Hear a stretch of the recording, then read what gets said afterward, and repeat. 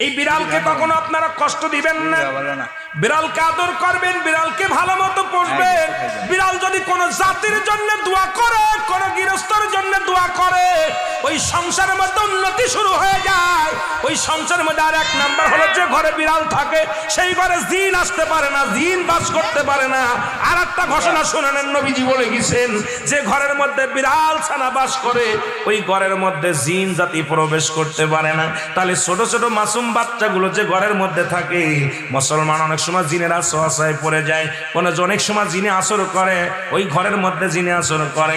যে ঘরের মধ্যে বিড়ালকে আদর করে বিড়াল থাকে, ওই ঘরের মধ্যে বিলাই বিড়াল বিড়াল বিলাই বিলাই, এইটা যার ঘরের মধ্যে আছে, এই ঘরের মধ্যে দুষ্ট জিনেরা আসতে পারে না। জোরে জোরে চিল্লায় বলা যাবে না মারহাবা।